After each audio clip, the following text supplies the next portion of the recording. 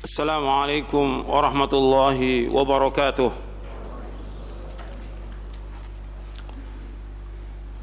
إن الحمد لله نحمده ونستعينه ونستغفره ونعوذ بالله من شرور أنفسنا ومن سيئات أعمالنا. من يهده الله فلا مضل له ومن يضلل فلا هادي له. أشهد أن لا إله إلا الله وحده لا شريك له وأشهد أن محمدا عبده ورسوله. يا أيها الذين آمنوا اتقوا الله حق تقاته ولا تموتن إلا وأنتم مسلمون. يا أيها الناس اتقوا ربكم الذي خلقكم من نفس واحدة وخلق منها زوجها وبث منهما رجالا كثيرا ونساء واتقوا الله الذي تساءلون به والأرحام إن الله كان عليكم رقيبا. يا أيها الذين آمنوا اتقوا الله وقولوا قولا سديدا يصلح لكم أعمالكم ويغفر لكم ذنوبكم ومن يطع الله ورسوله فقد فاز فوزا عظيما. أما بعد فإن أصدق الحديث كتاب الله وخير الهدي هدي محمد صلى الله عليه وعلى آله وسلم وشر الأمور محدثاتها وكل محدثة بدعة وكل بدعة ضلالة وكل ضلالة في النار. Ayolah ikhwah, a'azakumullah, kepada seluruh jamaah Nurul Tauhid yang hadir, yang mudah-mudahan dirahmati oleh Allah SWT, dan kepada seluruh kaum muslimin, pemirsa TV Roja dan pendengar Radio Roja yang mudah-mudahan dirahmati oleh Allah SWT.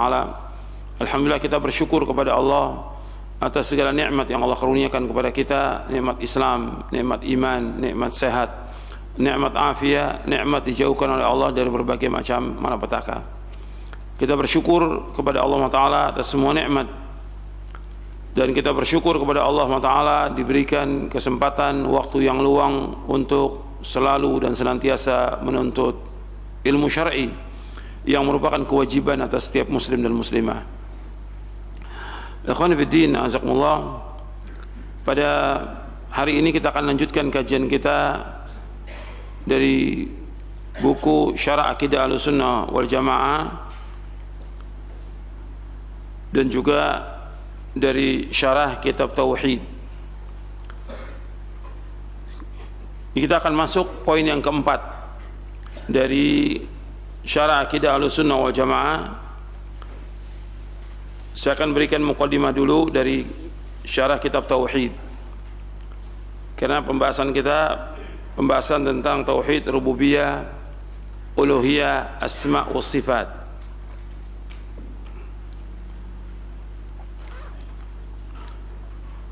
Pembahasan tentang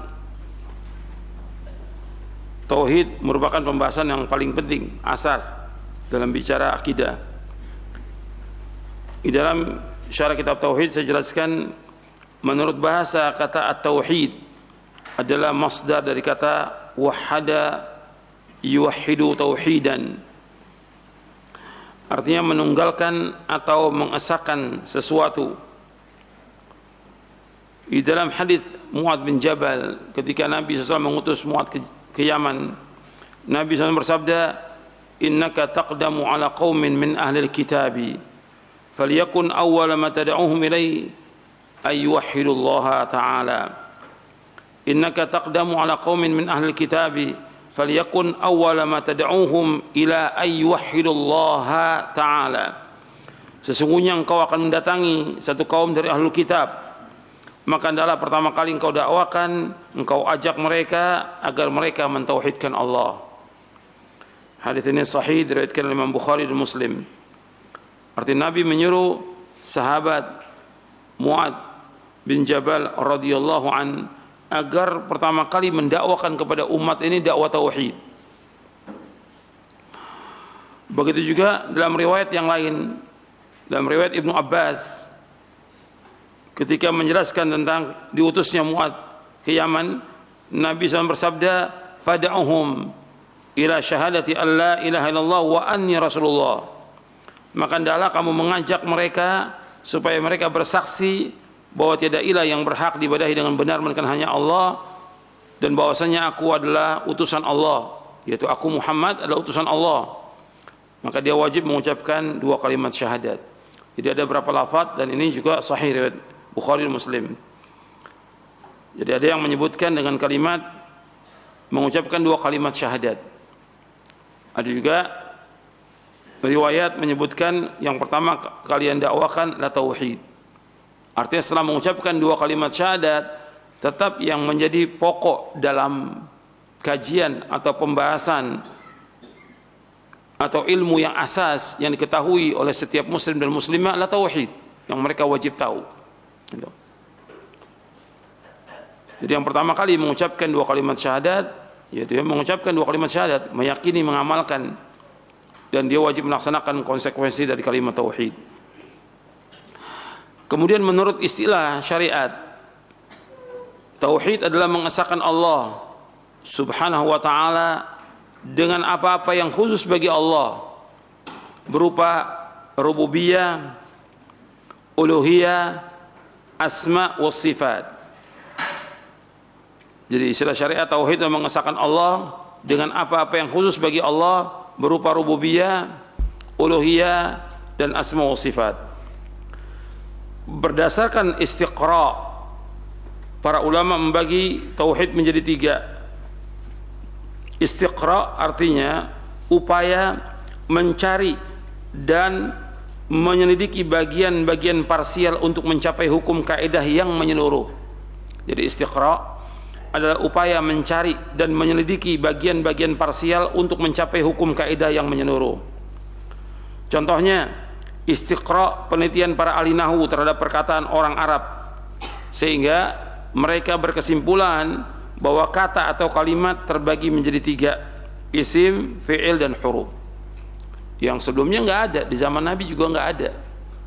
Di kalangan orang Arab nggak ada istilah ini, kemudian dibagi untuk memudahkan isim, fi'il, dan huruf. Maka setelah para ulama melakukan penelitian secara sempurna terhadap berbagai dalil dari Quran dan Sunnah, mereka pun mendapati bahwa tauhid terbagi menjadi 3, yaitu tauhid ar-rububiyah, al-uluhiyah, asma wa sifat. Dan ada orang-orang yang mengatakan pembagian ini bid'ah. Ini tidak bid'ah, ini cuma istilah aja untuk memudahkan. Artinya ini bukan ibadah yang kita lakukan, tapi ini istilah aja, sekedar nama. Di dalam Al-Quran ketika disebutkan tentang Rabbul Alamin, makna Rabb artinya apa? Rububiyah Allah Ta'ala, untuk memudahkan aja.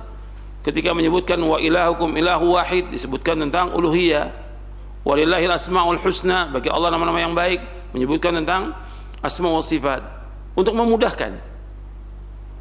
Makanya ketika ada orang mengatakan ini bid'ah, sudah dibantah oleh para ulama, di antaranya oleh Syekh Profesor Dr. Abdul Razak bin Abdul Muhsin Al-Abbad Al-Badr di dalam kitabnya Al-Qaulus Sadid fi Raddi ala man ankara taqsim at-tauhid. Beliau menulis buku Al-Qaulus Sadid fi Raddi ala man ankara taqsim at-tauhid.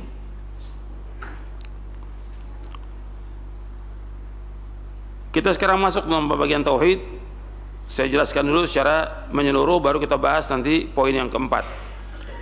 Tauhid ar-rububiyah, yaitu mengesahkan Allah Azza wa Jalla dalam perbuatan khususnya. Dan perbuatan Allah yang bersifat khusus banyak sekali.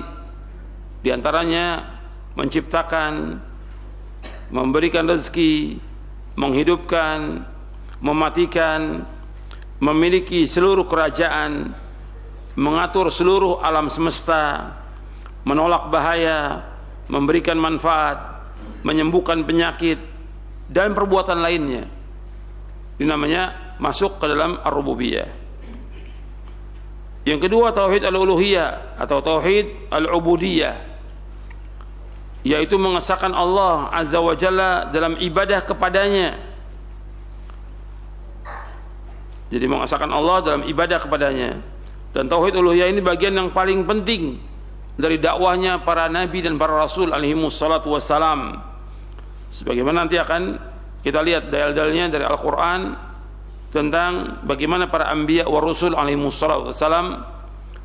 mengajak umat untuk beribadah hanya kepada Allah. Dan tauhid ini tauhid uluhiyah, al-ubudiyah, yang terkandung dalam firman Allah, iyyaka na'budu wa iyyaka nasta'in. Hanya kepada Engkau saja ya Allah kami beribadah, dan hanya kepada Engkau saja ya Allah kami mohon pertolongan. Dalam surah Al-Fatihah ayat yang kelima. Allah berfirman dalam surah Hud surah 11 ayat 123, walillahi ghaibus samawati wal ard wa ilaihi yurja'ul amru kullu fa'budhu wa tawakkal alaihi wa ma rabbuka bighafilin amma ta'malun. Dan milik Allah meliputi rahasia langit dan bumi, dan kepadanya segala urusan dikembalikan. Maka sembahlah Allah dan bertakwalah kepada Allah, dan Rabbmu itu tidak akan lengah terhadap apa yang kamu kerjakan. Dalam surah Hud surah 11 ayat 123. Kemudian tentang pembagian tauhid ini juga diambil, tauhid rububiyah, uluhiyah, asma wa sifat, diambil dari ayat surah Maryam surah 19 ayat 65. Dari surah Maryam ayat 65 Allah berfirman, Rabbus samawati wal ardi wa ma bainahuma fa'budhu wastabir li'ibadatihi hal ta'lamu lahu samiyya.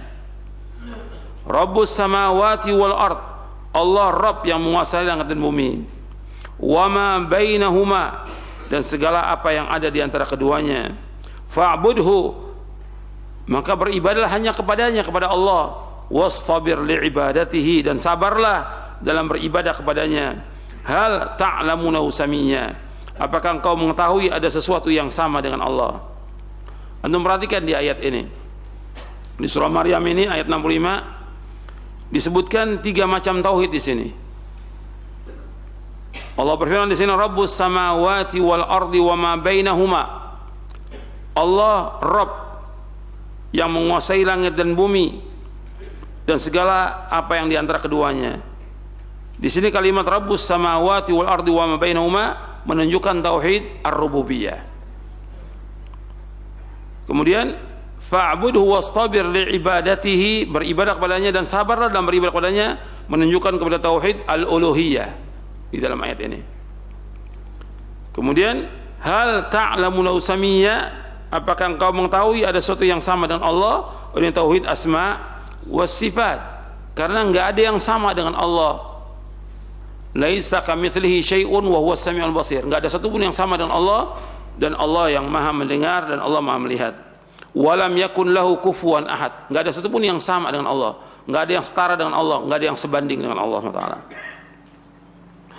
Dan tauhid al-uluhiyah merupakan permulaan agama, akhirnya, batinnya dan zahirnya. Tauhid ini juga sebagai perkara yang didakwakan pertama kali dan terakhir kali oleh para nabi dan para rasul alaihi wassalatu wassalam. Tauhid ini, tauhid al-uluhiyah, yaitu merupakan konsekuensi dari makna kalimat la ilaha illallah, karena tidak ada ilah yang berhak disembah melainkan hanya Allah. Allah wajib kita ibadahi dengan rasa cinta, takut, pemuliaan, pengagungan pada segala jenis ibadah. Karena tauhid inilah makhluk diciptakan, para rasul diutus, kitab-kitab diturunkan. Dan dengan tauhid ini juga umat manusia terbagi menjadi mukmin dan orang-orang kafir. Orang yang bahagia di sorga dan orang yang celaka di neraka. Makanya Allah berfirman dalam surah Al-Baqarah di ayat 21, ya ayuhan nasu ubudu rabbakumul ladzi khalaqakum walladzina min qablikum la'allakum tattaqun. Wahai manusia, beribadah kepada Rabb kamu yang telah menciptakan kamu dan orang-orang sebelum kamu agar kamu bertakwa. Dalam surah Al-Baqarah di ayat 21. Kemudian yang ketiga, tauhid asma wa sifat. Tauhid asma wa sifat yaitu mengesahkan Allah tabaraka wa taala dengan nama-nama dan sifat-sifat yang khusus bagi Allah Subhanahu wa taala.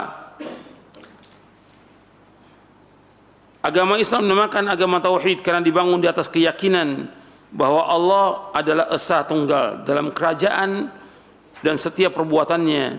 Tidak ada sekutu bagi Allah. Allah esa dalam zat maupun sifat-sifatnya. Tidak ada yang sama dengan Allah, enggak ada yang setara dengan Allah, enggak ada yang semisal dengan Allah. Allah esa dalam uluhiyahnya, serta kita wajib beribadah hanya kepada Allah dan tidak ada tandingan bagi Allah SWT. Agama Islam, agamanya para Rasul alaihi wassalatu wassalam, ini semuanya Rasul-Rasul mengajak manusia untuk mentauhidkan Allah, mengesahkan Allah, dan juga menetapkan nama-nama dan sifat-sifat Allah Subhanahu wa taala. Dan kita wajib menetapkan nama dan sifat sebagaimana Allah menetapkan untuknya dan apa yang ditetapkan oleh Rasulnya sallallahu alaihi wasallam. Kita wajib mengimani dan menetapkan semua nama-nama dan sifat-sifat Allah, dan kita wajib menafikan atau meniadakan sifat-sifat yang Allah menafikan dari zatnya. Dan apa-apa yang dinafikan oleh Rasulnya sallallahu alaihi wasallam Muhammad SAW, kita tidak boleh mengingkari nama-nama dan sifat-sifat Allah. Tidak boleh kita mentakwil. Artinya mentakwil, kita memalingkan dari makna yang sebenarnya kepada makna yang lain, atau merubah lafaz kepada lafaz yang lainnya. Kita tidak boleh menyamakan Allah dengan makhluknya, dan kita tidak boleh pula menanyakan tentang bagaimana sifat Allah. Dan nanti kita akan bahas, ada di buku Syarah Aqidah Ahlussunnah wal Jamaah. Jadi itu tentang tauhid, tauhid rububiyah, uluhiyah, asma wa sifat. Yang perlu antum ketahui bahwa seluruh isi Al-Qur'an seluruhnya itu berisi 3 macam tauhid. Seluruh isi Al-Qur'an berisi 3 macam tauhid. Dijelaskan oleh Al-Imam Ibnu Qayyim di dalam kitabnya Madarijus Salikin di juz yang ketiga. Kata beliau begini, kata Imam Ibnu Qayyim rahimahullah, sesungguhnya semua ayat dalam Al-Quran adalah mengandung tauhid dan menjadi saksi atas tauhid serta mengajak kepada tauhid, karena Al-Quran berisi yang pertama pengabaran tentang Allah, nama-namanya, sifat-sifatnya, dan perbuatan-perbuatannya. Maka ini adalah tauhid rububiyah dan asma wa sifat.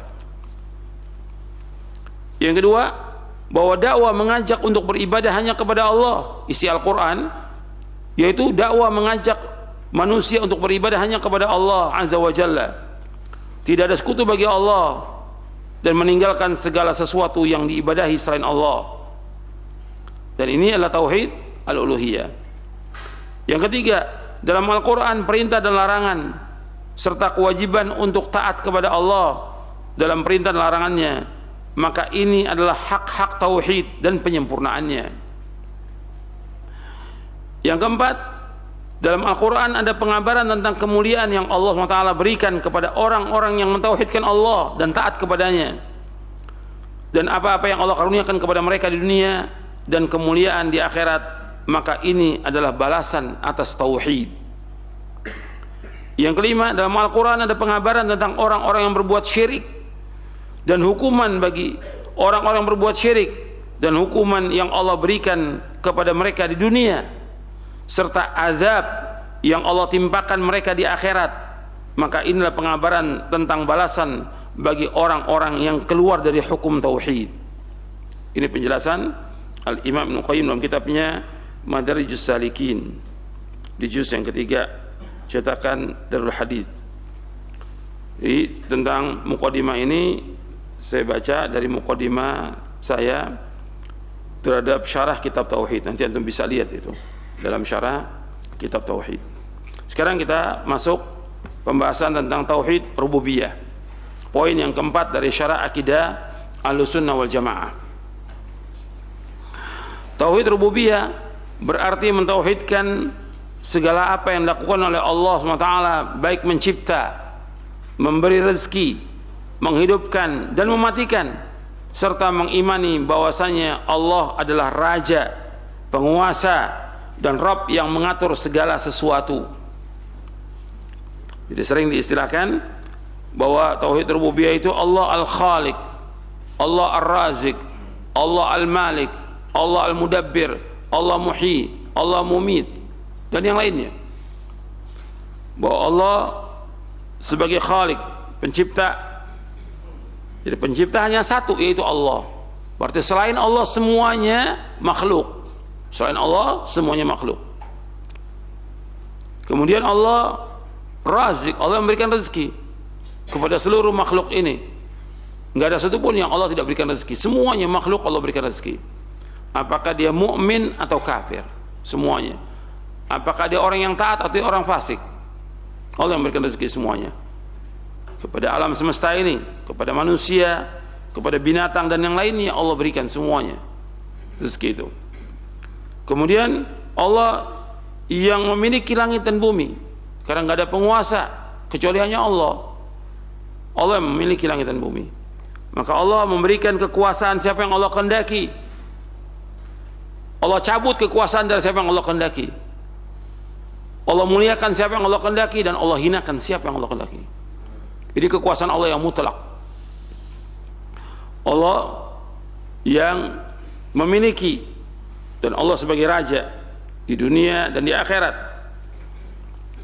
Kemudian Allah yang mengatur alam semesta ini, mudabbir. Semua alam semesta enggak ada yang mengatur kecuali hanya Allah saja. Apa yang terjadi di langit dan di bumi dia lepas daripada kehendak Allah. Apa yang Allah kehendaki pasti terjadi, apa yang Allah tidak kehendaki tidak akan terjadi. Semua berjalan, yang ada di langit di bumi berjalan dengan kehendak Allah Taala. Ini kekuasaan Allah yang mutlak. Allah yang mengatur. Enggak ada satupun yang mengatur alam ini kecuali hanya Allah saja. Apa aja yang terjadi, adanya siang, malam, adanya panas, dingin, adanya hujan, ada kejadian apa aja, semuanya Allah yang ngatur. Itu wajib kita imani. Kemudian Allah menghidupkan. Jadi Allah yang menghidupkan semuanya, dan Allah juga yang mematikan. Nggak ada yang bisa menghidupkan kecuali hanya Allah, dan tidak ada yang bisa mematikan kecuali hanya Allah SWT. Dan kita bisa lihat dalam Al-Quran bagaimana Allah menghidupkan, bagaimana Allah mematikan. Allah sebutkan dalam Al-Quran lengkap semuanya. Allah menyebutkan bagaimana Allah menciptakan, bagaimana Allah mematikan.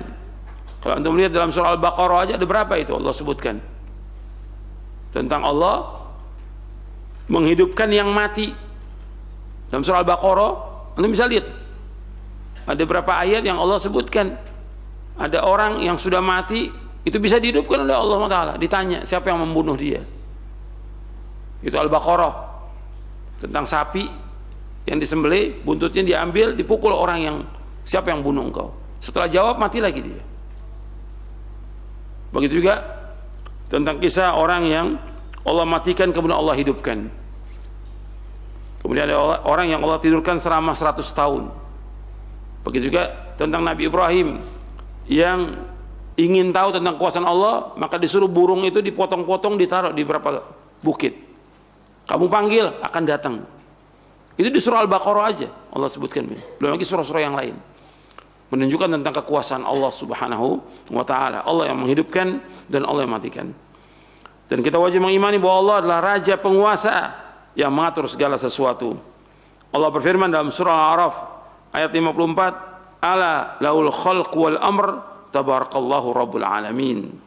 Ingatlah segala penciptaan dan perintah hanya milik Allah. Maha suci Allah, Rabb seluruh alam.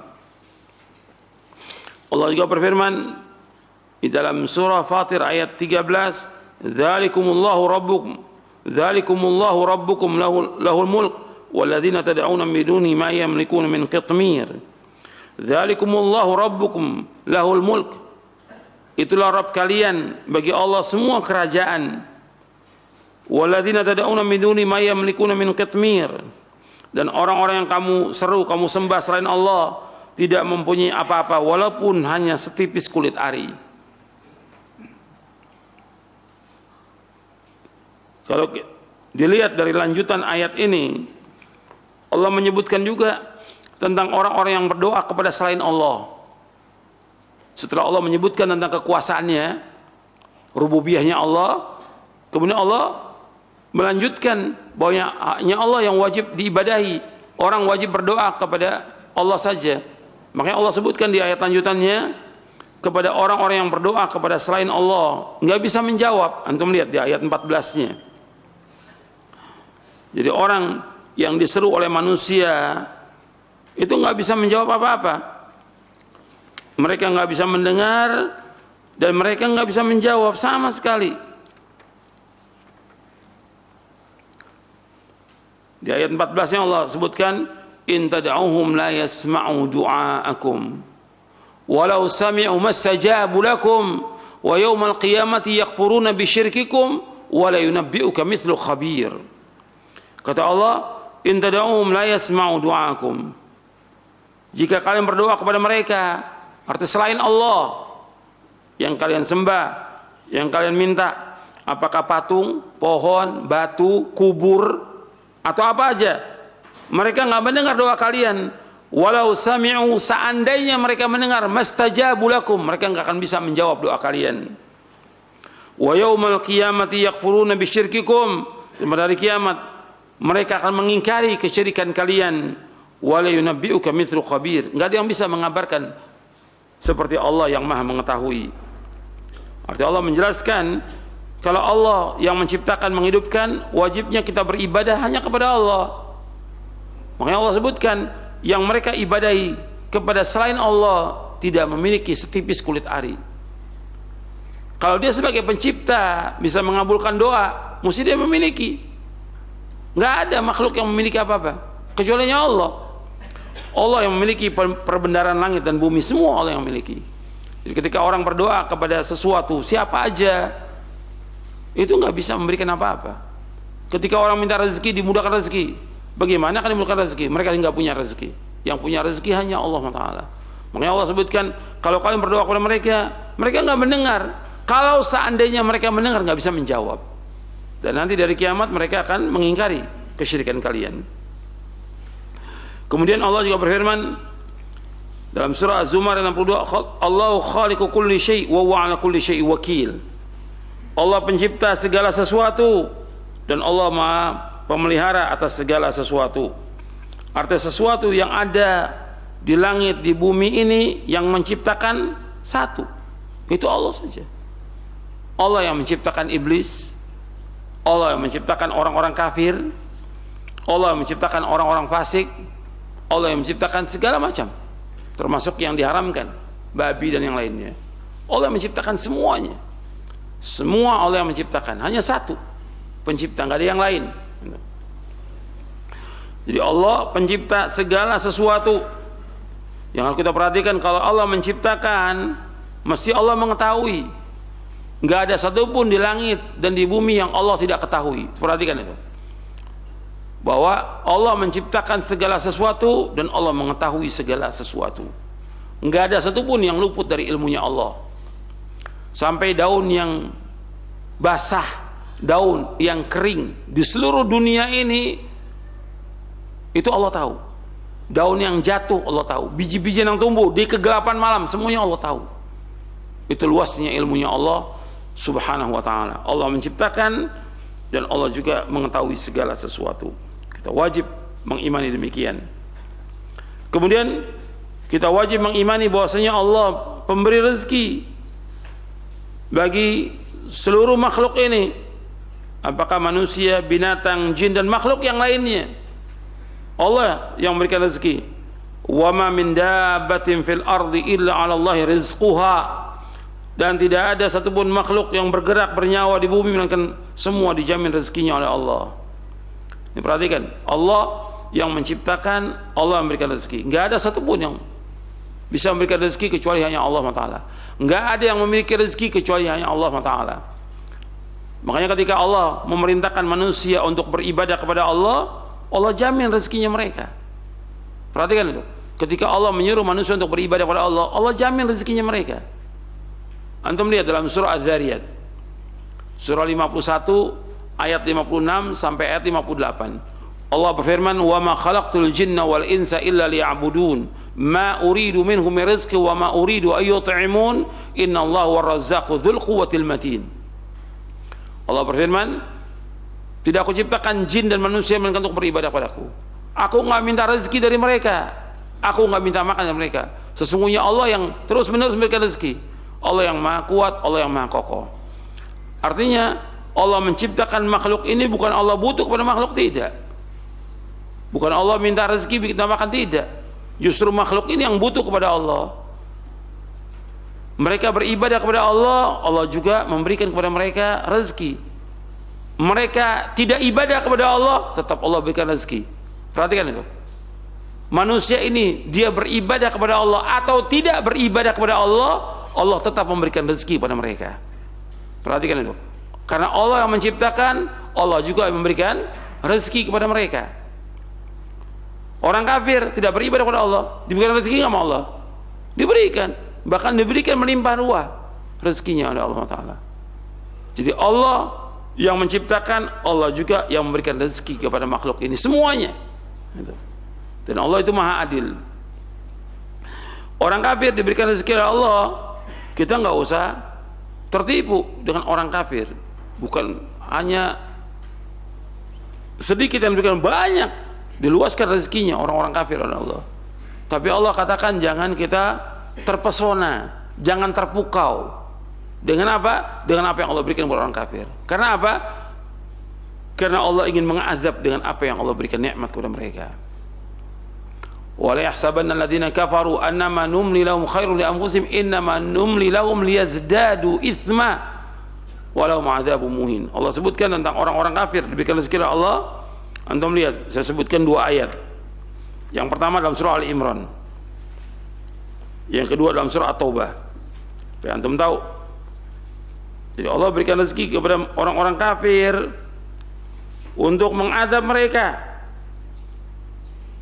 dan mereka mendapatkan adab yang menghina dalam surah Ali Imran ayat 178. Wa la yahsabanna alladziina kafaru annama numli lahum khairan li anfusihim innama numli lahum liyazdadu itsman wa lahum 'adzabun muhin. Dan janganlah orang-orang kafir menyangka bahwa apa yang kami berikan kepada mereka itu baik buat diri mereka. Sesungguhnya kami berikan kepada mereka agar mereka bertambah dosa, agar orang-orang kafir bertambah dosa, dan bagi mereka azab yang menghinakan. Jadi kita jangan tertipu. Kok kenapa orang kafir diberikan rezeki? Allah berikan itu untuk mengadab mereka. Dan kita diberikan rezeki dengan apa yang ada sekarang ini kita bersyukur pada Allah. Coba kalau diberikan rezeki itu luas, besar, atau yang lainnya, mungkin orang itu kufur, mungkin gak duduk lagi di masjid, mungkin gak ngaji lagi, mungkin akan dikasih rezeki yang pas-pasan supaya dia tambah dekat dengan Allah, tambah bersyukur kepada Allah. Banyak hikmahnya, puluhan hikmah. Kalau orang kafir diberikan oleh Allah agar mereka bertambah dosa.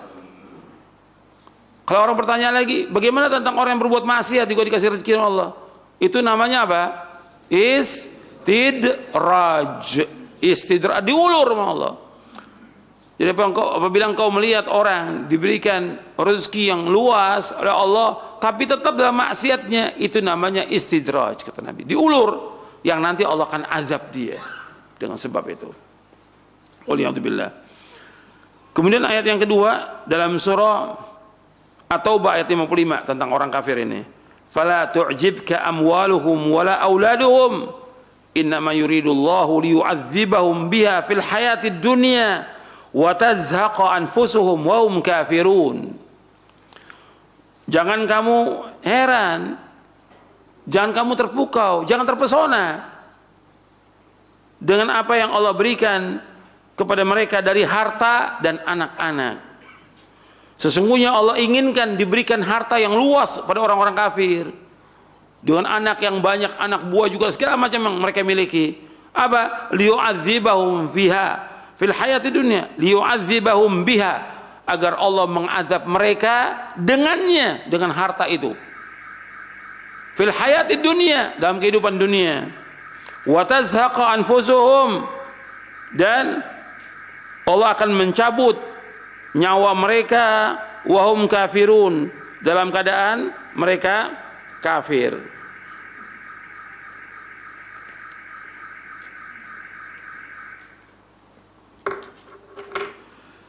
Jadi jangan kamu heran, harta mereka dan juga anak mereka Allah inginkan untuk apa? Untuk mengazab mereka. Allah ingin untuk mengazab mereka dalam kehidupan dunia, dan agar mereka itu mati dalam keadaan kafir. Ini cukup 2 ayat. Ini ayat ini di surah At-Taubah ada 2 ayat.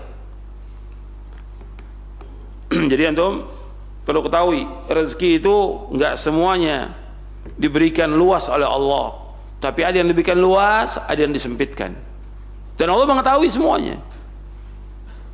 Allah mengetahui.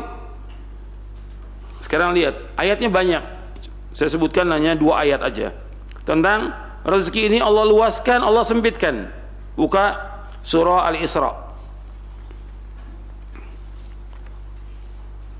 Jadi Allah yang menyempitkan rezeki itu, Allah yang meluaskan rezeki itu. Tapi kita wajib mensyukuri semua nikmat itu. Dalam surah Al-Isra di ayat 30 Allah berfirman, "Inna rabbaka yabsutu rizqa liman yasha wa yaqdir innahu kana bi'ibadi khabiran basira." Sesungguhnya Rabb kamu meluaskan rezeki bagi siapa yang Allah kehendaki, dan juga Allah menyempitkan rezeki itu. Sesungguhnya Allah itu Maha mengetahui dan Maha melihat kepada hamba-hambanya.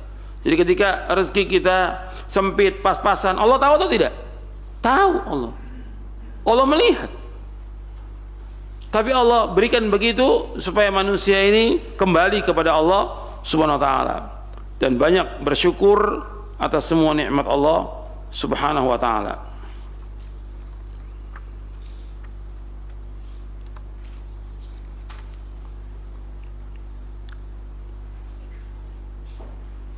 Kemudian di dalam surah Saba, teman-teman lihat. Surah yang ke-34.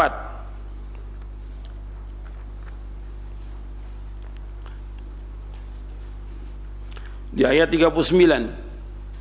Allah berfirman, "Qul inna rabbi yabsutu rizqa liman yasha'u min 'ibadi wa yaqdiru lah.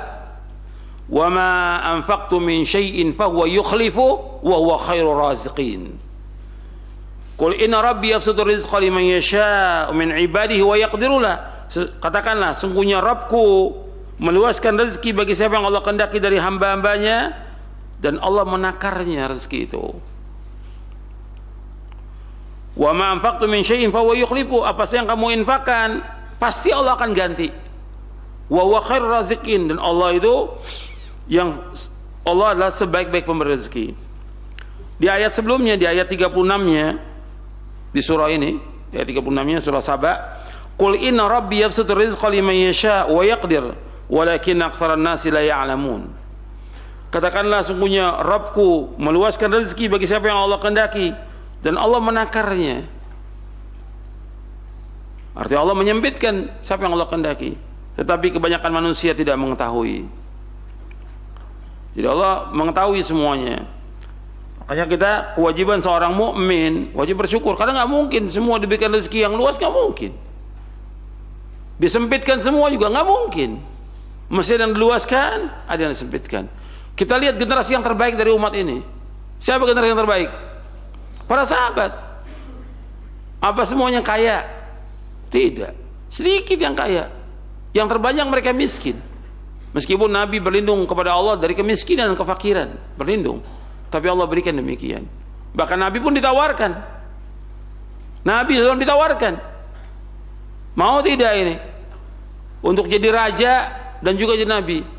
Kata malaikat Jibril, "Tawadhu ya Rasulullah, tawadhu." Jadi turun malaikat dari langit. Kata Jibril, "Ini malaikat sejak diciptakan Allah belum pernah turun malaikat ini." Kemudian malaikat ini bertanya kepada Rasulullah, "Apakah engkau menjadi seorang nabi, seorang hamba dan seorang rasul, atau engkau seorang raja dan juga seorang rasul?" Ditawarkan. Ini malaikat ketika turun ini, yang suruh turun siapa? Allah Rabbul Alamin. Menawarkan kepada Nabi, mau jadi apa? Ditawarkan. Kemudian kata malaikat Jibril, "Tawadhu ya Rasulullah." Tawadhu. Apa Nabi jawab? "Bal abdan rasula." Aku ingin menjadi hamba dan seorang rasul. Kalau Nabi mau jadi raja dan juga seorang rasul, dikasih oleh Allah semua fasilitas kerajaan, semuanya, kekayaan dikasih. Tapi Nabi nggak mau. Sampai Nabi juga mengatakan, ini satu hadis sahih. Dalam hadis yang lain, Ketika Aisyah dikasih kasur oleh sahabat yang lain, kata Nabi, rudi, kembalikan itu. Aisyah nggak mau, kembalikan, nggak mau. Sampai Nabi SAW sabda, ya Aisyah, akhirnya kembalikan oleh Aisyah, kalau seandainya aku mau, ini gunung di Madinah Allah jadikan emas untuk aku, kata Nabi. Kalau aku mau, ini di Madinah ini gunung Allah jadikan emas untuk aku, kalau aku mau. Tapi Nabi nggak mau. Nabi hidup dengan apa adanya. Ini contoh kita siapa? Rasulullah SAW dan para sahabatnya. Tapi mereka hidup enak, tenang, bahagia hidup mereka. Orang yang paling bahagia di muka bumi para sahabat radhiyallahu ajmain. Paling bahagia, dan mereka sukses dunia dan sukses akhirat karena Allah jamin mereka semuanya dengan sorga. Itu yang kita cari.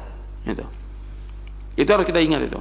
Jadi ketika rezeki kita sempit, bukan berarti Allah nggak tahu. Allah Maha tahu. Tapi supaya kita tambah dekat dengan Allah dan supaya kita bersyukur. Kalau kita bersyukur pasti tambah. La in syakartum la azidannakum wa la in kafartum inna adzabi lasyadid. Kalau kau bersyukur akan ditambah rezeki. Kalau kamu kufur, azabku sangat pedih. Kita lanjutkan di sini. Artinya Allah sebagai Khalik, Allah Razik, Allah Malik, Allah Mudabbir, Allah Muhyi, Mumit. Jadi Allah Maha Penguasa, Allah pengatur alam semesta, Allah yang memberikan rezeki, Allah mengangkat dan menurunkan, Allah memuliakan dan menghinakan, Allah Maha Kuasa atas segala sesuatu, Allah mengatur adanya siang dan malam, Allah yang menghidupkan dan Allah yang mematikan. Saya nggak bawakan ayat ini, antum lihat ayatnya tentang kekuasaan Allah di surah Ali Imran. Dan ini juga yang harus antum renungi ayat ini tentang apa yang ada sekarang ini. Jadi semua yang diberikan kekuasaan Allah yang beri, siapapun dia penguasa itu. Jadi nggak usah kita bingung, kita harus yakin Allah yang memberikan kekuasaan kepada siapa aja, kepada orang jahat, kepada orang zolim, kepada siapa aja Allah yang memberikan kekuasaan itu. Dan Allah cabut dari siapa yang Allah kehendaki. Kalau kita yakini ini nikmat hidup ini, nggak bingung kita. Antum lihat dalam surah Ali Imran ayat 26, 27 Allah berfirman, Qulillahumma malikal mulki tu'til mulka man tasha' wa tanzi'ul mulka mimman tasha' wa tu'izzu man tasha' wa tudhillu man tasha' biyadikal khairu innaka ala kulli syai'in qadir. Katakanlah Allah ada raja, semua raja yang memiliki semua kerajaan Allah Ta'ala. Allah memberikan kekuasaan kepada siapa yang Allah kehendaki dari hambanya. Allah berikan kekuasaan. Allah cabut kekuasaan dari siapa yang Allah kehendaki. Allah muliakan siapa yang Allah kehendaki, dan Allah hinakan siapa yang Allah kehendaki. Di tangan Allah semua kebaikan. Sesungguhnya Allah Maha berkuasa atas segala sesuatu. Tulijul laila fin nahar, Allah masukkan malam ke dalam siang. Wa tulijun nahara fil lail, dan Allah masukkan siang ke dalam malam. Wa tukhrijul hayya minal mait, Allah masukkan, Allah keluarkan yang hidup dari yang mati. Wa tukhrijul mayyita minal hayy, dan Allah keluarkan yang mati dari yang hidup. Wa tarzuqu man tasya'u bighairi hisab, dan Engkau ya Allah yang memberikan rezeki kepada siapa yang Engkau kehendaki tanpa hisab. Jadi semuanya Allah. Allah sebagai Khalik, Allah sebagai Razik, Allah sebagai Malik, Allah sebagai Mudabbir, dan Allah yang memuliakan siapa yang Allah kehendaki, Allah hinakan. Yang memberikan kekuasaan Allah, yang mencabut kekuasaan Allah SWT. Kita nggak usah bingung.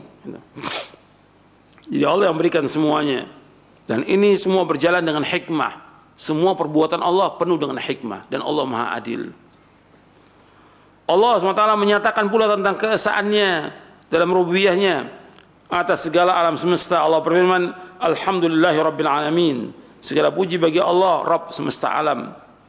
Allah menciptakan seluruh makhluknya di atas fitrah, pengakuan terhadap rububiyah Allah. Bahkan orang-orang musyrik yang menyekutukan Allah dalam ibadah mengakui tentang keesaan dan sifat rububiyah Allah.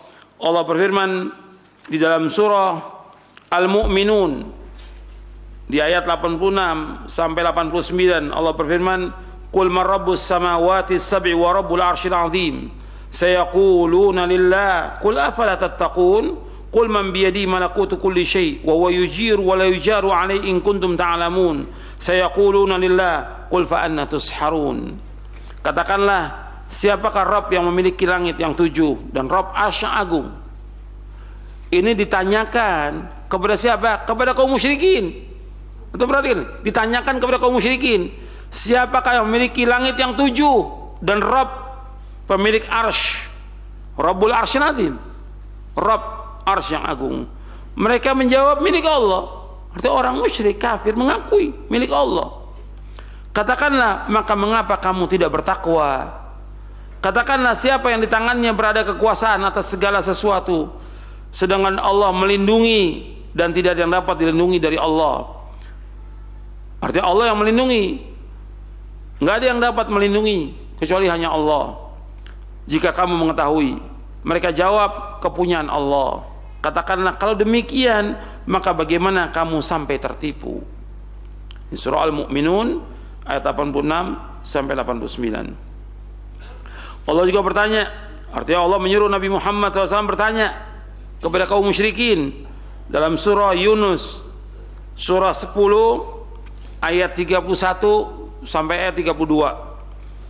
Allah berfirman, qul may yarzuqukum minas sama'i wal ardi amman yamliku as-sam'a wal absar wa man yukhrijul hayya minal mayyit wa yukhrijul mayyita minal hayy wa man yudabbirul amr fasayaquluna Allah faqul afala tattaqun fadzalikumullahu rabbukumul haqq famadza ba'dal haqqi illa ad-dhalal fa anna tusrafun.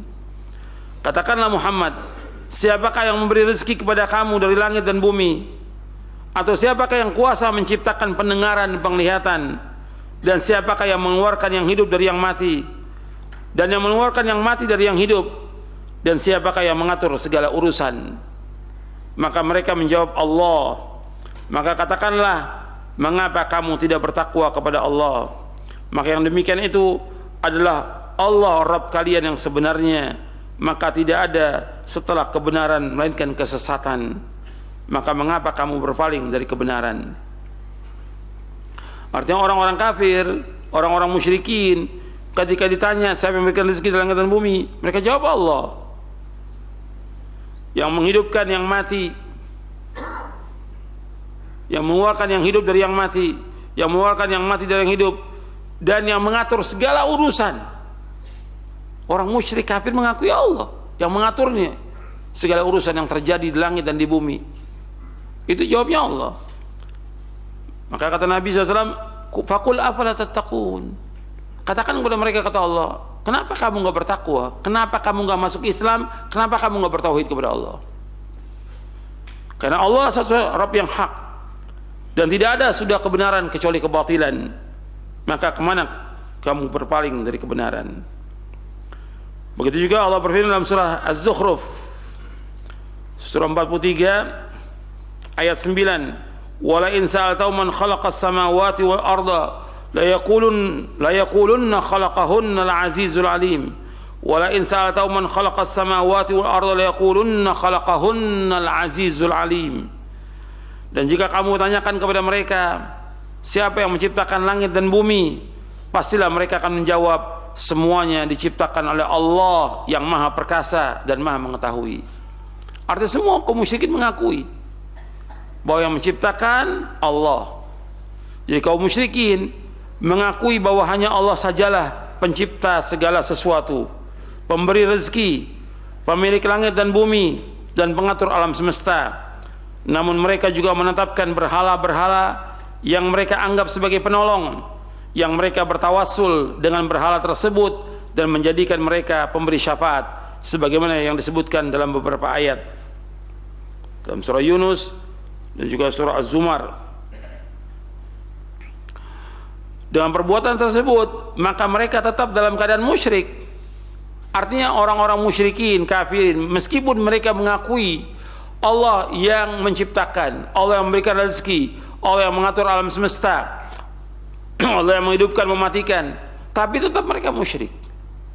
Tetap mereka masih beribadah kepada patung, kepada pohon, kepada batu, kepada kubur dan yang lainnya. tidak memasukkan mereka ke dalam Islam. Makanya Allah sebutkan dalam surah surah Yusuf, surah 12 ayat 106, wa ma yu'minu aktsaruhum billahi illa wa hum musyrikun. Wa ma yu'minu aktsaruhum billahi illa wa hum musyrikun. Dan tidaklah sebagian besar dari mereka beriman kepada Allah melainkan mereka dalam keadaan mempersekutukan Allah dengan sesembahan yang lain. Jadi sebagian ulama salaf berkata, jika kalian tanyakan kepada mereka, siapa yang menciptakan langit, bumi dan gunung-gunung, mereka pasti menjawab Allah. Walaupun demikian mereka tetap saja menyembah kepada selain Allah. Ini disebutkan oleh Al-Hafidz Ibnu Katsir dari sahabat Ibnu Abbas, Mujahid, Atha, Ikrimah, Asy-Sya'bi, Qatadah dan yang lainnya rahimahumullah. Jadi tauhid rububiyah diakui oleh semua orang, tidak ada umat manapun yang menyangkalnya. Bahkan hati manusia sudah difitrahkan untuk mengakuinya, melebihi fitrah pengakuan terhadap selainnya. Sebagaimana perkataan para rasul yang Allah firmankan dalam surah Ibrahim surah 14 ayat 10, qalat rusuluhum afillahi syakkum fatiris samawati wal ard. Berkata rasul-rasul, apakah ada keraguan terhadap Allah pencipta langit dan bumi? Orang yang paling terkenal pengingkarannya terhadap Allah yang mengaku sebagai Tuhan yaitu Fir'aun. Fir'aun mengaku diri sebagai Tuhan, namun demikian hatinya tetap meyakini keberadaan Allah. Fir'aun mengaku diri sebagai Tuhan, tapi tetap hatinya mengakui tentang keberadaan Allah. Allah menyebutkan dalam surah Al-Isra di ayat 102, surah 17 ayat 102, qala laqad alimta ma anzala haula'i la rabbus samawati wal ardi basair wa inni la'adzunuka ya fir'aunu mathbura. Nabi Musa menjawab, sungguh engkau telah mengetahui bahwa tidak ada yang menurunkan mukjizat itu kecuali Allah yang memelihara langit dan bumi sebagai bukti-bukti yang nyata. Dan sungguh aku meyakini engkau, wahai Fir'aun, adalah orang yang pasti binasa. Allah juga menceritakan tentang Fir'aun dan kaumnya dalam surah An-Naml, surah 27 ayat 14. Allah berfirman, wajahadu biha wa istayqanatha anfusuhum dzulman wa 'uluwa fanzur kaifa kana 'aqibatul mufsidin.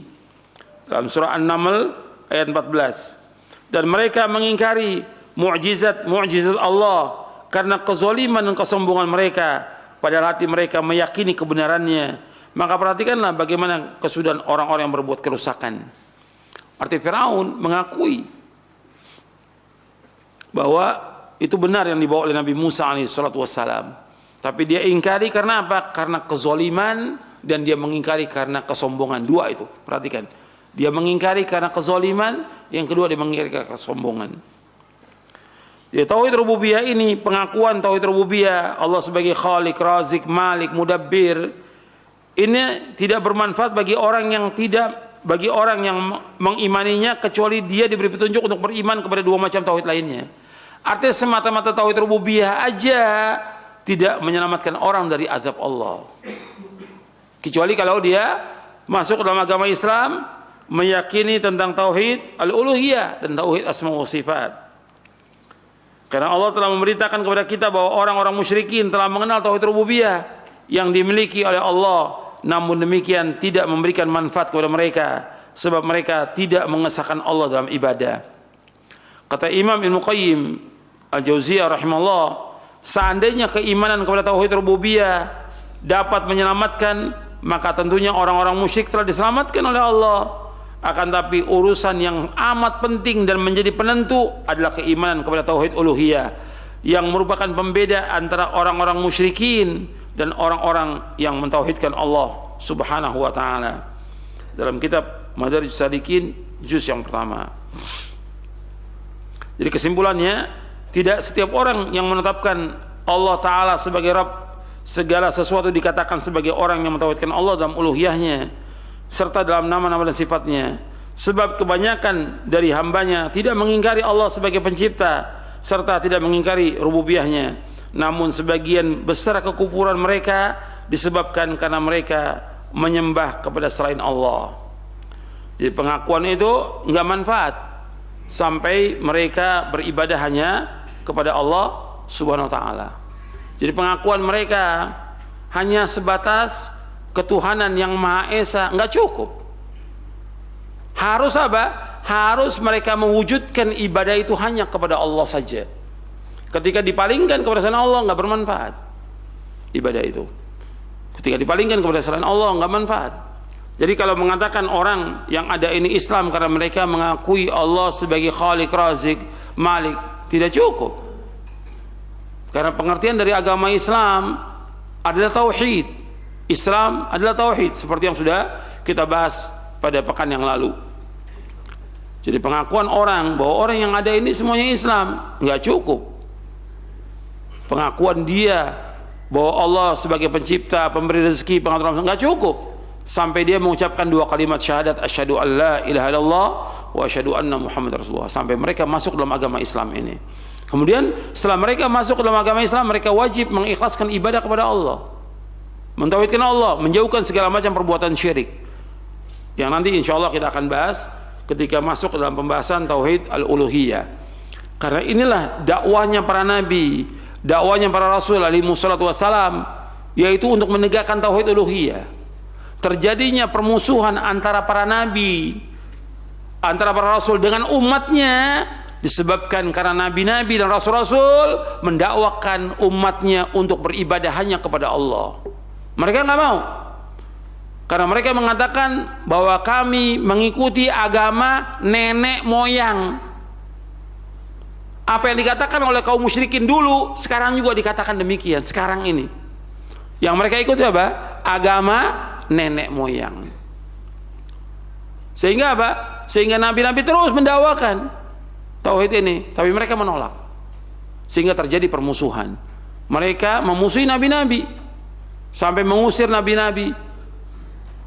Bahkan ada yang membunuh nabi karena tidak mau menerima dakwah tauhid ini. Dan ini sunatullah demikian. Maka ini yang didakwakan, yaitu bagaimana manusia beribadahnya kepada Allah. Ini dakwah yang benar, dakwah tauhid, dakwahnya para nabi, dakwahnya para rasul alaihi wasallam. Kalau dimusuhi oleh umat dengan dakwah ini enggak ada masalah. Karena nabi-nabi dan rasul-rasul dimusuhi oleh umatnya disebabkan karena para nabi dan rasul mendakwakan dakwah tauhid. Bukan berbicara soal politik, bukan ekonomi, bukan masalah rumah tangga, bukan, karena tauhid dimusuhinya. Tauhid ini yang harus kita tegakkan. Bagaimana mengajak umat ini untuk beribadah hanya kepada Allah. Kemudian satu tambahan yang perlu saya tambahkan di sini berkaitan dengan tauhid rububiyah. Al-Imam Ibnu Qayyim menjelaskan dalam kitabnya Madarijus Salikin tentang tauhid rububiyah ini, yaitu orang yang minta-minta kepada manusia ini rusak tauhidnya. Tauhid apa? Rububiyah. Perhatikan itu, bahwa minta-minta dalam Islam hukumnya haram. Kita minta uang pada orang, minta makanan pada orang, nggak boleh dalam Islam. Minta-minta ini hukumnya haram dalam Islam, nggak boleh. Karena apa? Merusak tauhid dia. Tauhid apa? Rububiyah. Kalau dia sebagai seorang muslim yang mengakui tentang rububiyahnya Allah, kan Allah sebagai Khalik, Allah juga sebagai apa? Razik. Allah yang menciptakan, Allah juga memberikan rezeki. Kenapa harus minta pada manusia? Ini rusak tauhidnya. Yang pertama, kata Ibnu Qayyim rahimahullah, rusak tauhidnya. Tauhid rububiyah rusak. Orang musyrikin aja nggak minta-minta pada manusia yang lainnya. Musyrikin. Maksudnya orang Islam nggak boleh minta-minta. Yang berkaitan dengan pribadi dia nggak boleh minta, hukumnya haram dalam Islam. Ini harus diingatkan nih terus kepada kaum muslimin, kepada pelajar, penuntut ilmu, dan juga kepada dai, kepada ustadz-ustadznya, nggak boleh minta-minta kepada orang, kepada muridnya, nggak boleh, haram hukumnya. Yang kedua, merusak dirinya.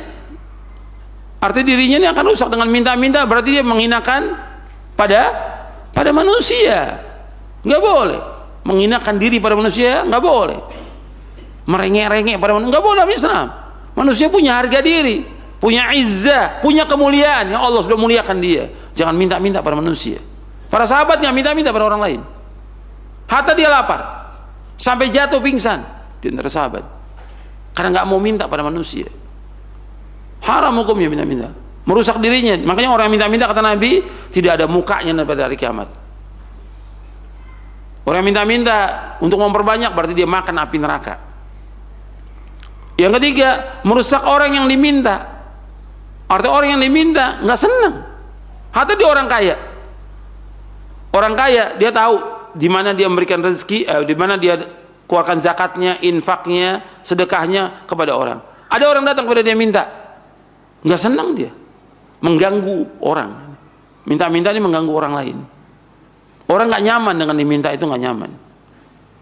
Makanya nggak boleh. Ini perhatikan ini tentang masalah minta-minta, hukumnya nggak boleh, hukumnya haram, dan ini merusak tauhid ar-rububiyah. Maka harus diingatkan terus ini, karena masih ada sebagian orang yang biasa untuk minta-minta, atau udah ngaji minta-minta, atau ustaz sering minta-minta sama muridnya. Nggak boleh dalam Islam, hukumnya haram, nggak boleh. Ya, saya pikir cukup sampai di sini kajian kita. Masih yang pertama kita bahas tentang tauhid rububiyah. Mudah-mudahan bermanfaat untuk saya dan untuk kaum sekalian. Wassalamualaikum Muhammadin sallallahu alaihi wasallam. Nah, Ustaz, barakallahu fiik wa jazakallahu khairan. Terima kasih atas pelajaran yang bermanfaat yang telah disampaikan untuk kita di kesempatan pagi hari ini. Semoga Allah senantiasa melimpahkan rahmat dan keberkahan bagi kita untuk bisa memahami dan juga mengamalkan dalam ketaatan pada Allah Subhanahu wa ta'ala. Selanjutnya kami mengundang untuk Anda yang bertanya, silahkan. Kami awali dari pesan singkat terlebih dahulu. Pertanyaan dari Abdullah di Cilengsi yang bertanya, Ustadz, bolehkah hadis Mu'ad bin Jabal yang dia diutus ke negeri Yaman dijadikan sebuah dalil untuk mendakwahkan kaum muslimin agar mentauhidkan Allah? Karena ada dai yang berpendapat bahwa hadis tersebut hanya berlaku untuk mendakwahkan kepada ahlu kitab saja, karena orang Islam dia telah bersyahadat. Mohon penjelasan mengenai hal ini, Ustaz. Syukron. Iya. Kita nggak usah pakai hadis Mu'ad. Hadis Mu'ad sudah jelas itu. Mendakwakan yang pertama ahlul kitab. Yang kedua, mendakwakan kaum muslimin yang sudah mengucapkan 2 kalimat syahadat. Kita lihat contoh yang paling jelas. Dari siapa? Rasulullah sallallahu alaihi wasallam. Nggak usah hadis Mu'ad. Rasulullah 23 tahun mendakwakan dakwah apa? Dakwah tauhid. Yang Nabi dakwakan ini orang Islam atau bukan? Sahabat Islam bukan? Sahabat. Sahabat adalah orang yang beriman kepada Nabi Muhammad SAW dan wafat dalam keadaan beriman, itu sahabat. Nabi terus dakwakan tauhid. Lah ayat-ayat Al-Quran isinya tentang apa yang paling besar? Tauhid. Padahal sahabat sudah Islam, bukan musyrikin, tapi tetap didakwakan tauhid. Antum ambil contoh. Makanya perhatikan, orang-orang ini ingin memalingkan orang supaya tidak mendakwakan tauhid. Dakwah apa yang dakwakan? Dakwah apa? Politik, siasah, ekonomi. Ya dakwah tauhid yang paling penting. Nabi sejak awal memulai dakwahnya dengan tauhid, dia akhiri dengan tauhid. 5 hari menjelang wafat, Nabi SAW bersabda, la'anallahu al-yahuda wan nasara ittakhadhu kubur anbiya masajid. Mudah-mudahan Allah melaknat orang Yahudi dan Nasrani karena mereka menjadikan kuburan para nabi mereka sebagai tempat ibadah. Aku larang kalian, jangan kalian jadikan kuburanku sebagai tempat ibadah. Sampai Nabi berdoa, Allahumma la taj'al qabri wathanan yu'bad. Ya Allah, jangan kau jadikan kuburanku sebagai berhala yang disembah. Itu di akhir hayat Nabi. Padahal sahabat sudah mencapai puncaknya keimanan pada saat itu. Tetap Nabi dakwakan dakwah tauhid. Dakwah tauhid nggak pernah surut sepanjang hayatnya Rasulullah SAW. Para sahabat hafal Quran, hafal hadis, mereka amalkan, tetap ayat-ayat tentang tauhid nggak pernah berhenti diturunkan oleh Allah Taala. Jadi itu harus kita ingat. Tetap harus mendakwakan dakwah tauhid. Sekarang kita lihat kondisi umat yang ada sekarang ini, yang mereka sudah mengucapkan 2 kalimat syahadat. Kita lihat, dan harus dijawab dengan jujur. Sebagian masih nggak datang ke dukun, masih datang ke kubur-kubur wali, masih ada nggak? Masih. Ini perbuatan syirik. Karena mereka datang, tujuan mereka bukan sekedar ziarah, tapi ada lebih daripada itu apa? Minta barokah, minta dimudahkan rezekinya, minta supaya dilariskan dagangannya, supaya diberikan jabatan atau yang lainnya. Ini syirik semuanya. Atau minta disembuhkan penyakit, dijauhkan dari malapetaka. Ini syirik. Ini syirik, ini bisa membatalkan syahadatnya dia. Makanya harus terus didakwakan. Dan ini orang berbuat syirik, memalingkan ibadah kepada selain Allah, masih jutaan dari umat Islam. Belum lagi kaum-kaum yang lain yang jelas-jelas musyrik, kaum kafirin. Jadi dakwah tauhid nggak boleh surut sepanjang kehidupan kita sampai kita diwafatkan oleh Allah SWT. Karena itu tujuan dan pokok makhluk ini diciptakan oleh Allah. Wa ma khalaqtul jinna wal insa illa liya'budun. Tidak aku ciptakan jin dan manusia melainkan untuk beribadah kepada aku. Ini yang harus terus, nggak boleh berhenti dakwah ini sampai diwafatkan oleh Allah.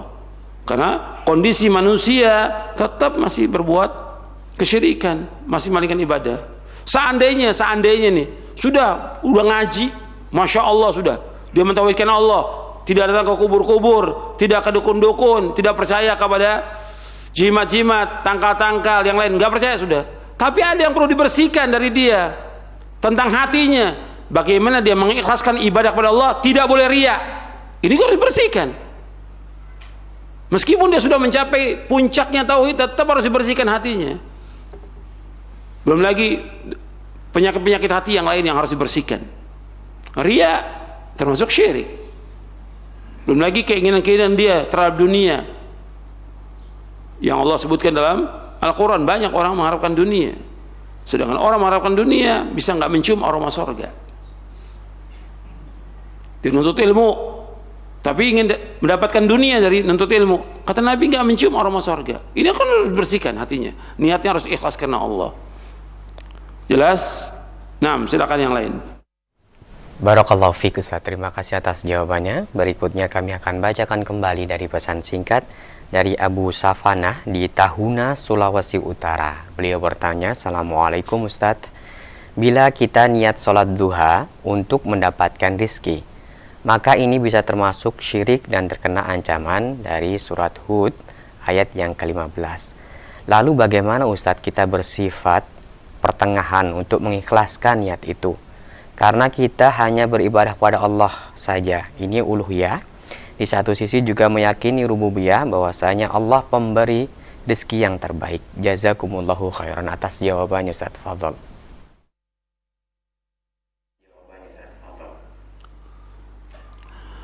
Ya, seorang di dalam beribadah kepada Allah, seperti yang sudah kita ketahui bahwa syarat ibadah itu dua.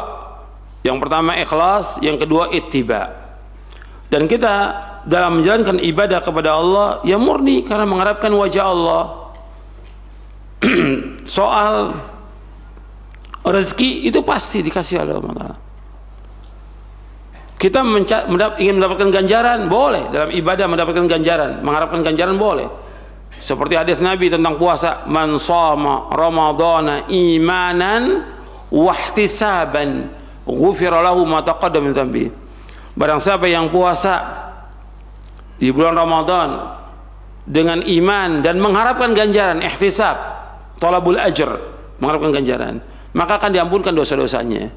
Jadi orang ibadah karena Allah, tapi samping itu juga untuk mendapatkan ganjaran. Yang kedua, yaitu dia wajib mengikuti contoh Rasulullah SAW dalam ibadah. Ini syarat ibadah dua, ikhlas. Yang kedua ittiba.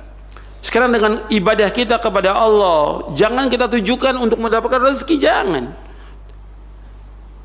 Ibadah sholat duha ingin dapat rezeki, ini salah, nggak boleh. Sholat malam supaya dapat rezeki, salah. Tapi di tengah sholat malam kita berdoa minta rezeki, boleh. Tapi ibadah itu sendiri nggak boleh kita pakai untuk mencari rezeki dengan ibadah itu. Perhatikan itu.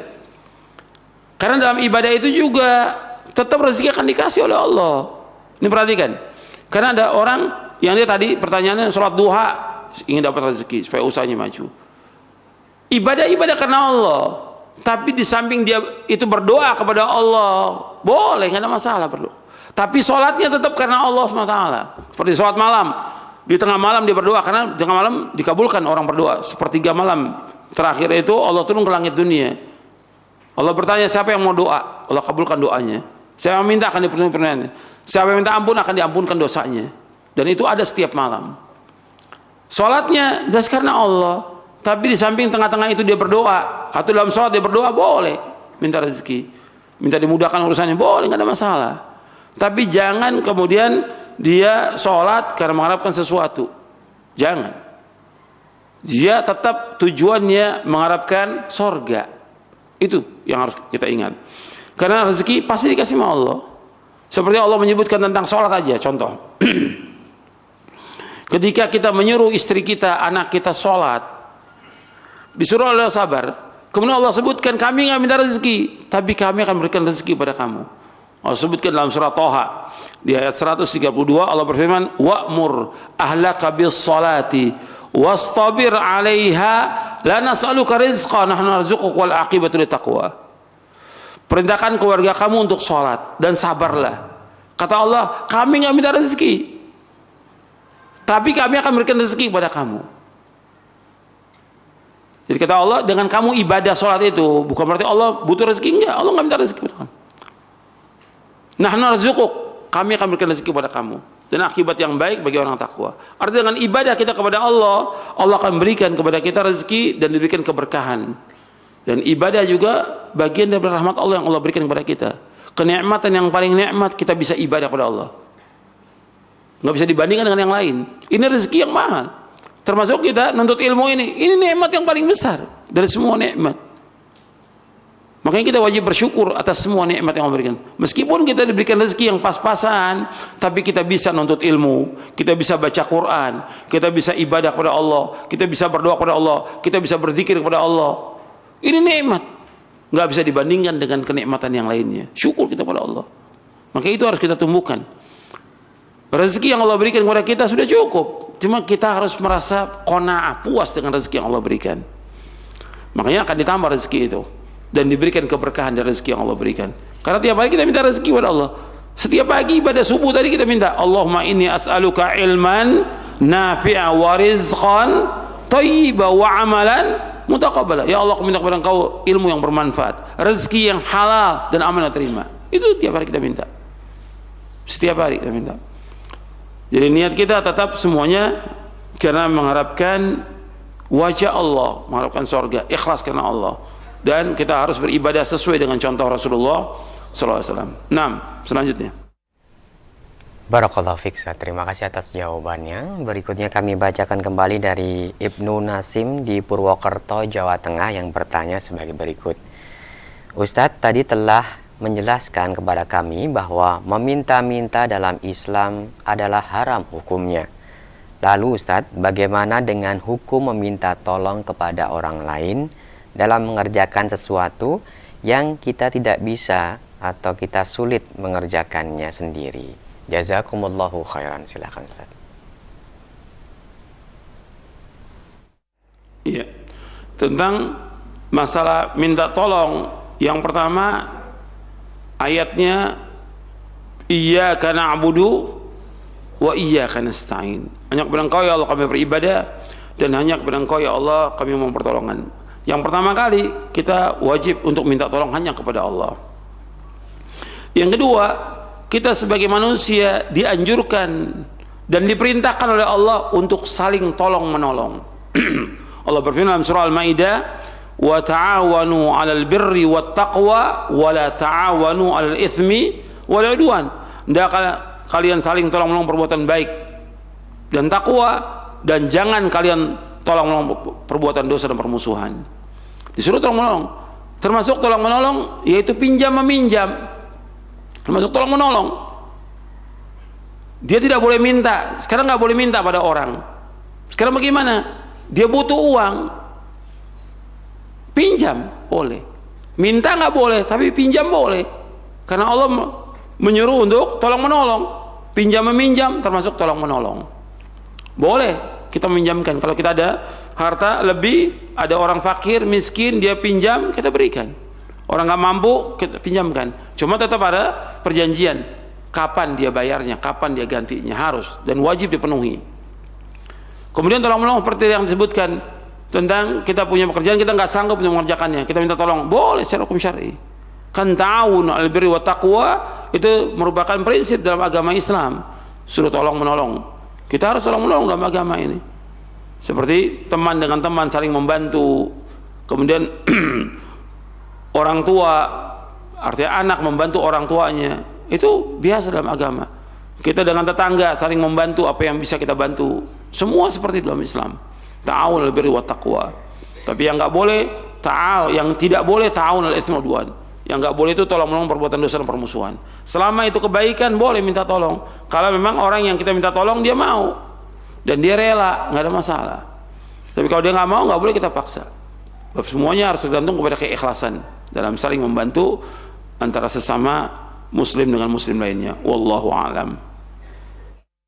Baik Ustadz, barakallahu fiik. Dan selanjutnya kami berikan kesempatan untuk Anda yang bertanya langsung kepada Ustadz. Kami persilahkan dan kami harapkan pertanyaan Anda berkesesuaian dengan pembahasan yang telah Ustadz sampaikan.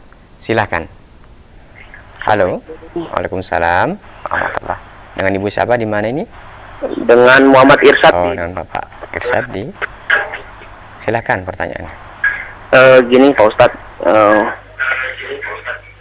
bahwa seperti surga dan neraka itu kan udah lama sama Allah ditetapkan bahwa pengisinya siapa, yang mengisi itu, yang surga siapa, yang neraka itu siapa.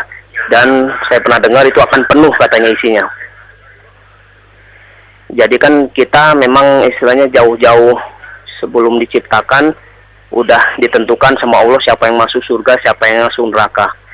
Maksud saya Pak Ustadz, apakah kita bisa memiliki kekuasa atas diri kita sendiri gitu Pak Ustadz, untuk bahwa kita akan memilih A atau memilih B, atau memang tidak bisa sama sekali bahwa ya udah nanti kamu pasti meninggal, yang ini masuk surga, yang ini masuk neraka, kita tidak bisa berbuat apa-apa gitu Pak Ustadz.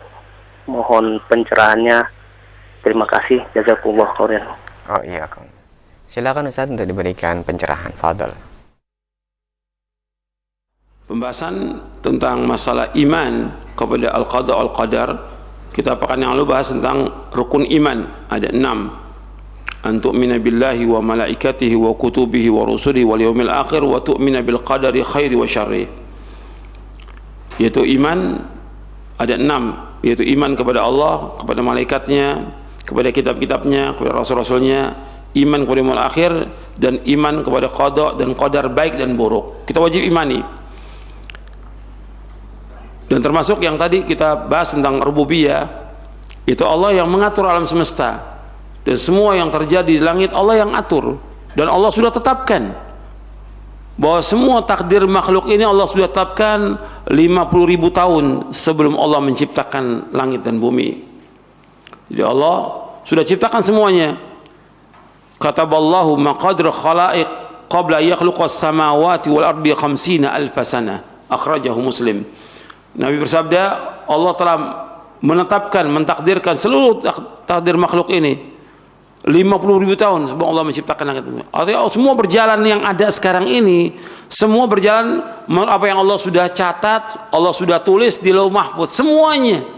Jadi apa yang terjadi, apa aja yang terjadi di langit, di bumi, apakah itu kemenangan, kekalahan, musibah, petaka, dan segala macam, orang itu mendapatkan kesenangan, kebahagiaan, celaka, itu sudah Allah tetapkan semuanya.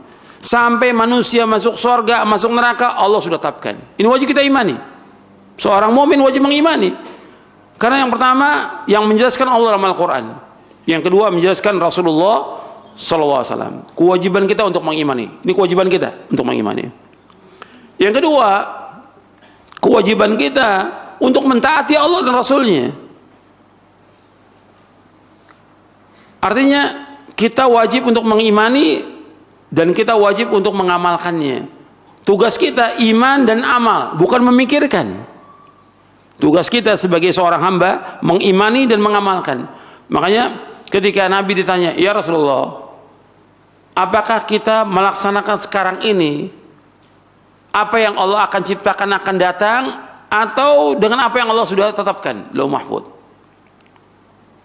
Kita melakukan sekarang ini dengan apa yang Allah sudah ciptakan di Lauh Mahfuz. Kita sekarang apa yang kita lakukan sekarang ini, seperti kita duduk di tempat ini Allah sudah tetapkan 50.000 tahun sebelum Allah menciptakan langit dan bumi. Kemudian sahabat bertanya lagi, ya Rasulullah, buat apa kita beramal kalau sudah ditetapkan? Fafimal amalul yaum. Kemudian kata Nabi, i'malu fakullun muyassarun lima khuliqa lahu. Beramallah kalian karena semua sudah Allah mudahkan apa yang Allah ciptakan atasnya. Allah ciptakan untuknya. Artinya beramal. Yang wajib bagi kita mengamalkan. Yang pertama mengimani, yang kedua mengamalkan. Untuk mengamalkan ini Allah sudah jelaskan di mana? Di Quran. Nabi sudah jelaskan bagaimana amal-amal yang dapat memasukkan kita ke dalam sorga dan amal-amal yang menjauhkan kita dari api neraka. Nabi sudah jelaskan lengkap semuanya. Makanya Nabi bersabda dalam hadis yang sahih yang diriwayatkan oleh Imam Tabrani dalam Mu'jamul Kabir, "Ma baqiya syai'un yuqarribu minal jannati wa yubaidu minan nari illa waqad buyyinakum." Tidak tersisa sedikit pun dari agama ini. Apa saja yang membawa kalian ke sorga sudah dijelaskan lengkap. Apa saja yang membawa kalian ke neraka sudah dijelaskan lengkap, semua sudah jelas. Tinggal kita mengamalkan. Makanya kita harus mengaji thalabul ilmi sehingga kita tahu apa sih amal-amal yang dapat masukkan manusia ke sorga, apa sih amal-amal yang menjauhkan kita dari api neraka. Kita akan tahu dengan kita ngaji, nuntut ilmu, dengan kita baca buku-buku ulama salaf. Kita baca, kita amalkan, udah kewajibannya itu.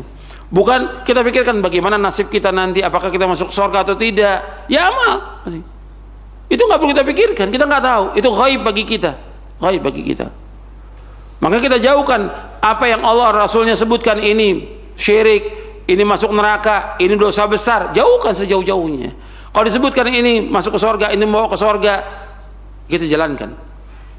Itu kewajiban kita sebagai seorang hamba.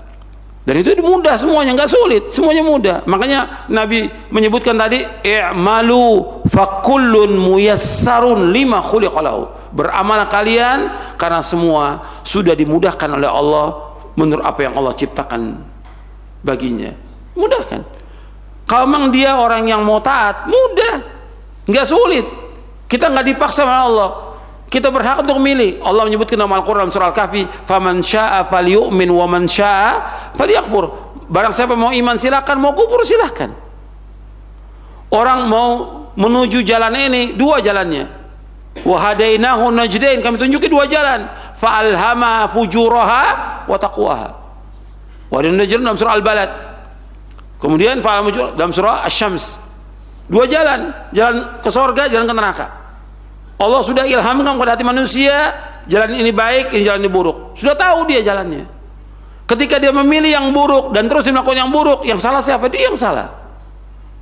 Dia yang salah, dia milih.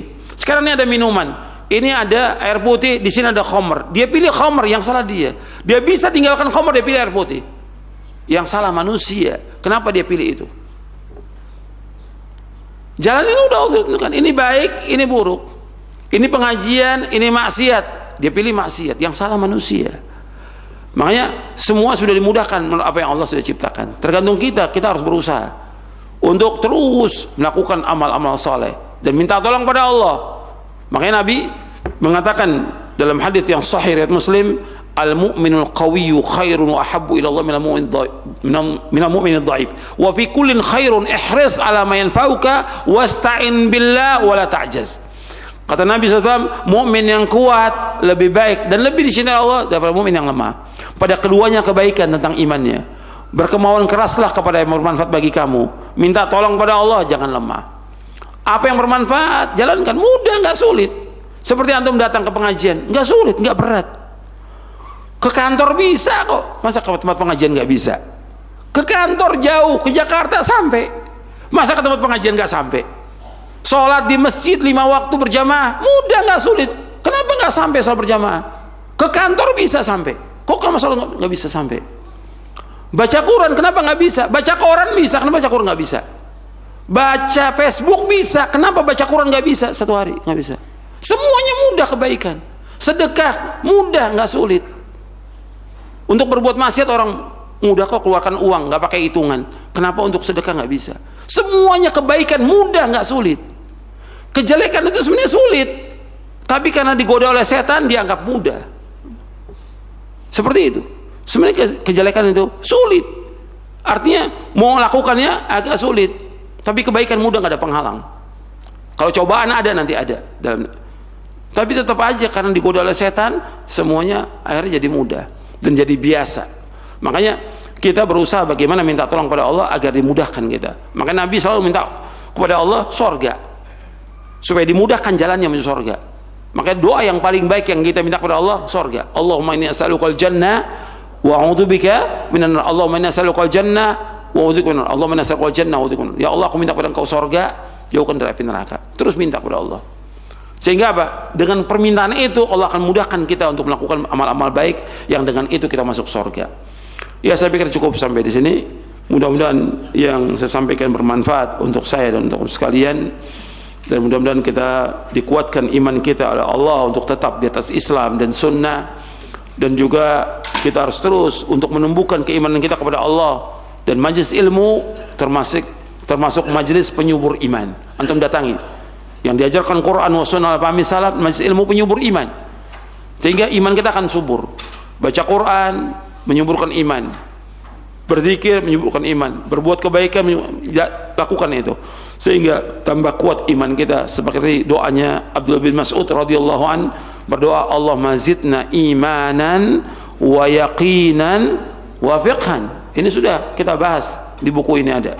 Ya Allah, tambahkanlah kami iman, pemahaman dan keyakinan. Imanan wa yaqinun fiqhan. Ya Allah, tambahkan kepada kami iman, keyakinan dan pemahaman tentang agama. Mudah-mudahan bermanfaat. Kurang lebihnya saya mohon maaf. Wassalamualaikum warahmatullahi wabarakatuh. Subhanakallahumma bihamdik asyhadu an la ilaha illa anta astaghfiruka wa atubu ilaik. Assalamualaikum warahmatullahi wabarakatuh.